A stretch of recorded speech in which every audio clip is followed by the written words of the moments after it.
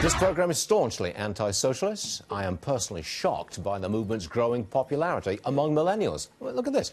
44% of people, this is a Forbes poll, they're polled millennials, 44% would prefer to live under a socialist system. Utterly astonishing.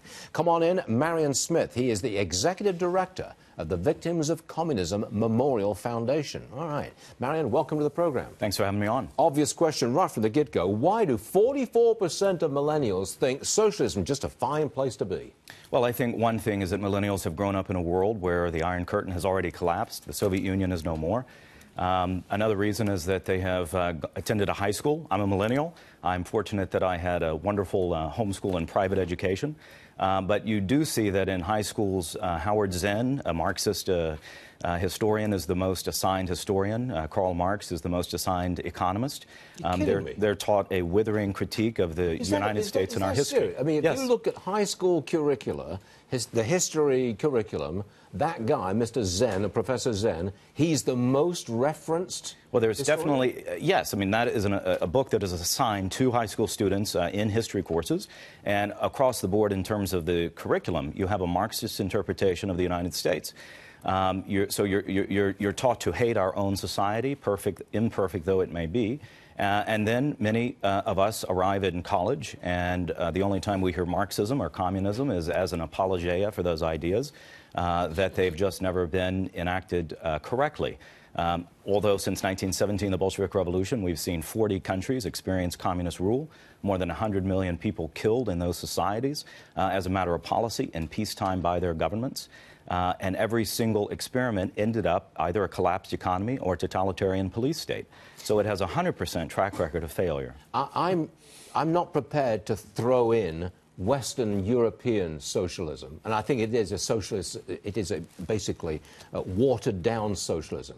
I'm not prepared to equate that with the communism of the USSR. I think there's a huge difference between the two. Absolutely. Bernie Sanders 3 years ago referred to, when asked, what is democratic socialism, he tried to point to Denmark. The then Prime Minister of Denmark said, no, we're not a socialist society, we're a free market economy.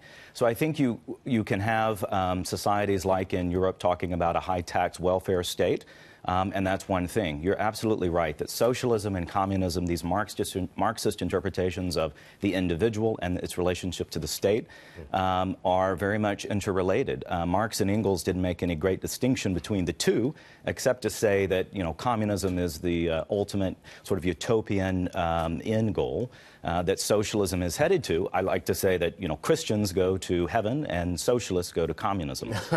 Yeah, not bad, not bad, not bad. You've got to be working on Venezuela.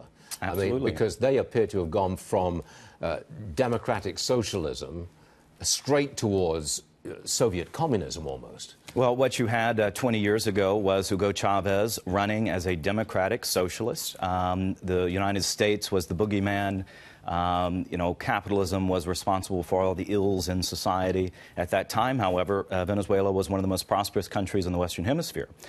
Chavez was supported by the Cuban communists, and then he was succeeded by Nicolas Maduro, who has furthered, since he was elected, the undermining of the institutions in Venezuelan society, the judiciary, the elected parliamentary assembly, the National Assembly, and has enacted a coup. And that is what the Venezuelan people are trying to prevent right now. And so we're at a crisis point.